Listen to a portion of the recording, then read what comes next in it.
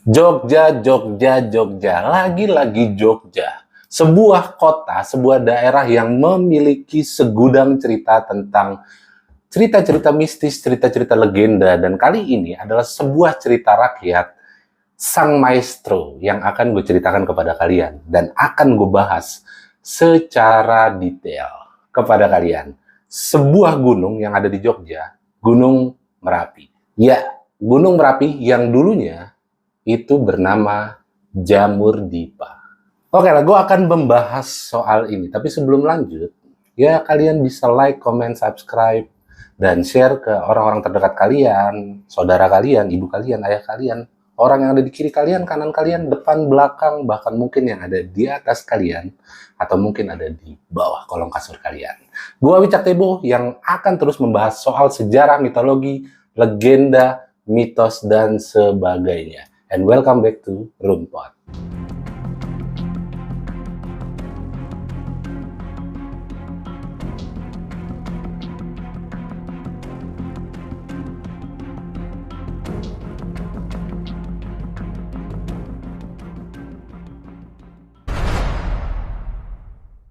Dikisahkan pada zaman dulu kala, di sebuah hutan belantara, nampak kepulan asap putih yang membelah atap hutan nan rindang hingga ke angkasa.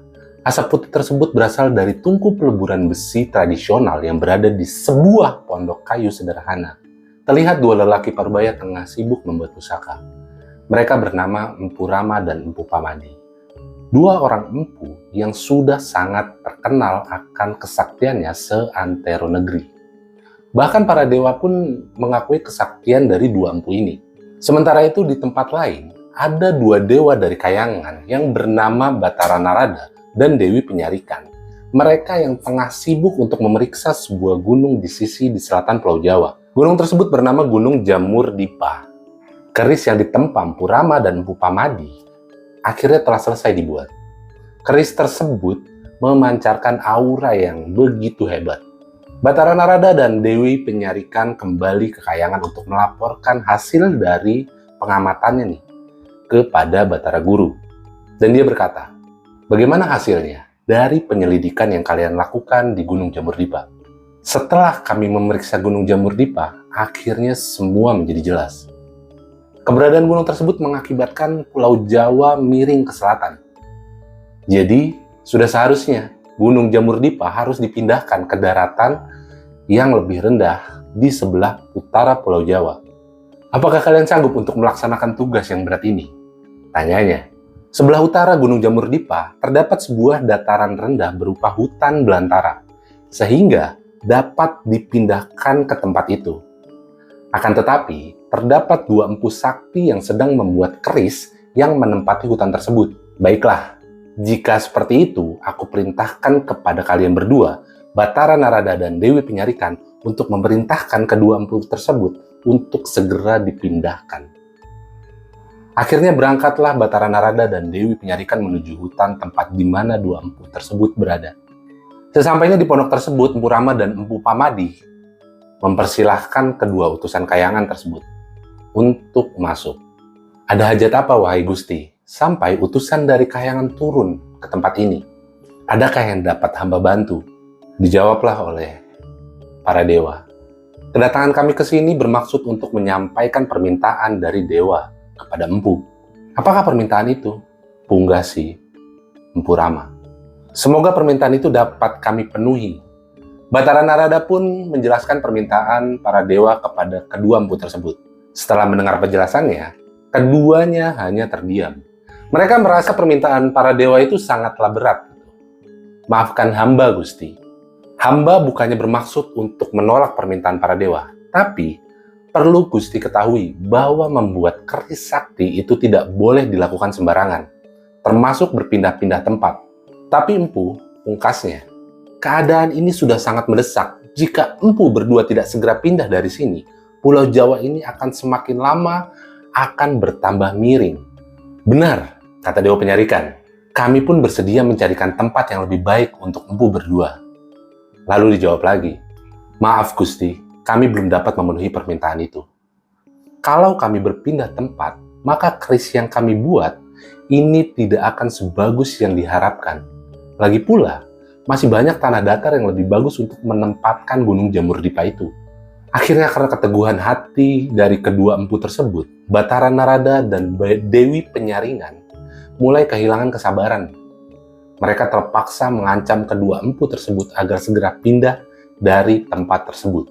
Wahai Empu Rama dan Empu Pamadi, jangan memaksa kami untuk mengusir kalian dari tempat ini, kata kedua dewa tersebut. Kedua empu tersebut nggak takut. Mereka siap bertarung demi mempertahankan tempatnya. Yang akhirnya terjadilah perselisihan di antara mereka. Pertarungan sengit tidak bisa terhindarkan. Batara Narada menghadapi Empu Rama, sedangkan Dewi Penyarikan bertarung melawan Empu Pamadi. Kedua empu tersebut nggak gentar meskipun yang mereka hadapi adalah utusan para dewa. Pertarungan sengit pun berlangsung hingga berhari-hari. Nggak ada tanda-tanda siapa yang akan menang dan siapa yang akan kalah. Namun, kedua empu yang dihadapi oleh utusan dewa tersebut itu benar-benar sakti karena bisa mendandingi utusan para dewa. Sampai-sampai ini membuat Batara Narada dan Dewa Penyarikan kalah dalam pertarungan sengit tersebut. Sehingga memaksa mereka berdua kembali ke kayangan menghadap kepada Batara Guru dengan tangan hampa. Ampun Batara Guru, kata kedua utusan tersebut. Kami gagal membujuk kedua empu itu. Mereka sangat sakti mandraguna. Mendengar laporan itu, Batara Guru pun menjadi murka. Dasar, memang keras kepala kedua empu itu. Mereka harus diberi pelajaran. Tidak ada jalan lain. Gunung Jamur Dipa harus segera dipindahkan meskipun akan menimpa kedua empu tersebut. Dewa Bayu, segeralah kamu tiup Gunung Jamur Dipa itu, perintah si Batara Guru. Tiupan Dewa Bayu yang bagaikan angin topan berhasil menerbangkan Gunung Jamur Dipa hingga melayang-layang di angkasa. Kemudian jatuh tepat di perapian kedua empu tersebut. Kedua empu tersebut yang berada di tempat itu akhirnya ikut tertindih oleh Gunung Jamur Dipa hingga tewas seketika. Menurut cerita, roh kedua empu tersebut kemudian menjadi penunggu gunung itu. Sementara tungku perapian tempat keduanya membuat keris sakti berubah menjadi kawah. Oleh karena kawah itu pada mulanya adalah sebuah perapian, maka para dewa mengganti nama gunung itu menjadi Gunung Merapi. Ya, itulah sebuah kisah rakyat, cerita rakyat yang sebenarnya sudah sangat masyhur, terutama bagi masyarakat Jogja gitu ya. Karena memang Gunung Merapi itu sangat berkaitan dengan kalau bisa kita bilang dengan sejarah, dengan legenda-legenda yang ada di tempat tersebut. Kayak ya apa sih yang bisa kita bilang tentang Gunung Merapi gitu. Karena ketika kita bilang Merapi dalam tanda kutip, dia adalah sebuah mitos tersendiri, sebuah legenda tersendiri. Bahkan di Merapi tersendiri ya terkenal dengan Mbah Merapinya mungkin kedua empu tersebut lah yang akhirnya menciptakan sebuah sosok dari Mbah Merapi ini gitu. Nah tapi nih, selain dari kisah yang tadi gue bahas, sebenarnya Gunung Merapi itu merupakan salah satu titik sumbu filosofi yang ada di Jogja, yang letaknya sebenarnya berada di paling utara dari wilayah daerah istimewa Yogyakarta. Pasti kalian nanyanya nih, apa itu sumbu filosofi Yogyakarta? Dan apa hubungannya dengan Gunung Merapi?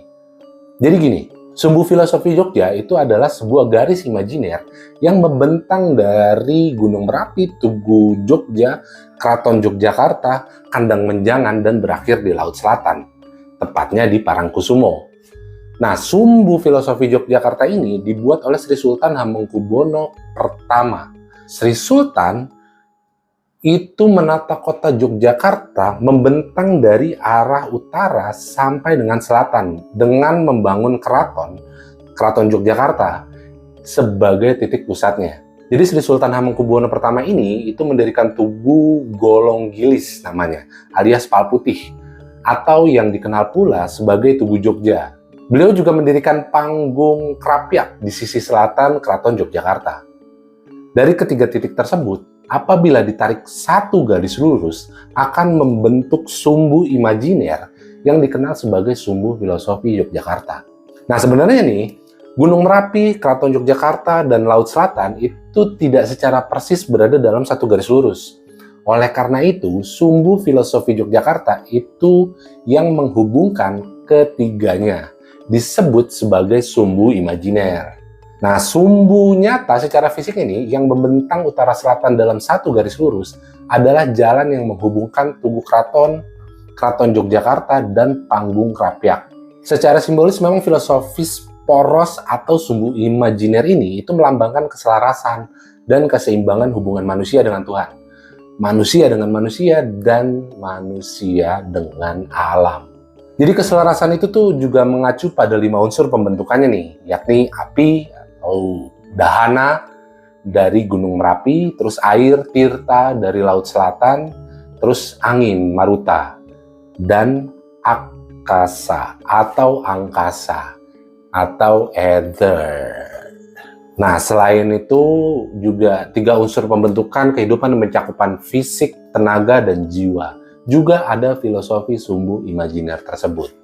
Ya memang kalau misalkan kita bicara tentang Gunung Merapi ya, memang nggak lepas dari identik masyarakat Yogyakarta gitu. Karena kalau mungkin yang masyarakat Jogja atau yang pernah ke Jogja, mungkin pernah bingung ketika orang Jogja berbicara tentang ngulon ngetan ngalor ngidul, ngidul gitu. Maksudnya utara, selatan, barat, timur gitu. Mana sih utara? Kalau kita orang Jakarta itu pasti nggak tahu nih mana utara nih. Utara mana sih utara? Ingat kompas dulu apa kayak gitu. Cuma bagi mereka patokan utara itu adalah Gunung Merapi. Jadi kalau gue pernah tinggal di Jogja dan berinteraksi dengan orang Jogja juga. Kalau misalkan mereka bicara selatan, poros utaranya kita lihat itu ada di, pokoknya patokannya Gunung Merapi gitu. Gunung Merapi ada di mana ya udah itu utara ya.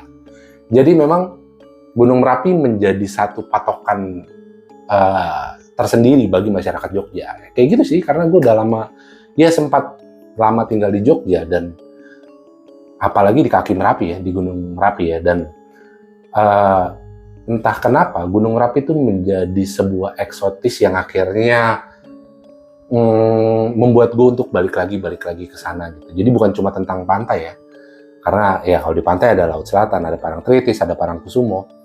Terus kalau misalkan kita ke atas ya kita akan bertemu dengan Gunung Merapi. Meskipun ada 2 gunung yang sebenarnya yang ikonik di Yogyakarta, yaitu Merbabu. Cuma yang menjadi sebuah legendnya ya itu Gunung Merapi. Ya itulah cerita rakyat Yogyakarta, asal usul Gunung Merapi yang ya kalau bisa kita lihat gunung yang sangat kokoh, gagah gitu. Pasti kalian, gue nggak tahu ya kalau kalian yang pernah ke Jogja gitu, Merapi itu adalah gunung yang bisa dilihat dari manapun gitu. Kalau misalkan kalian berada di manapun, gunung yang bisa dilihat meskipun di kota ya, di kota Yogyakarta sendiri itu udah pasti Gunung Merapi. Ya kayak gitulah pelajaran dari cerita rakyat yang bisa kita ambil adalah jangan menggunakan kekerasan atau cara jahat untuk mendapatkan apa yang kita inginkan. Tapi ya kalau nggak pakai kekerasan susah juga ya. Ya gimana gitu. Ini ibarat kalau misalkan gunung itu tetap di situ, si Jamur Dipa ini nggak dipindahin dan akhirnya nggak ngebunuh si Empu, korbannya makin banyak. Satu Pulau Jawa. Ini sama kayak kereta, tiba-tiba ada orang mau bunuh diri. Ya udah dibantai aja kan, bunuh diri, daripada harus mengorbankan ratusan orang di gerbong kan. Ya udah sikat aja gitu. Dia cuma untuk kepuasan diri semata. Ya itulah cerita yang bisa kita ambil malam ini. Pokoknya terima kasih buat kalian yang udah nonton videonya ini sampai habis.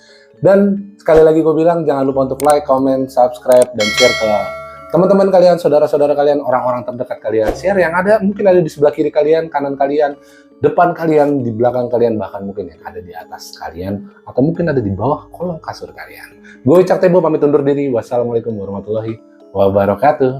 Bye.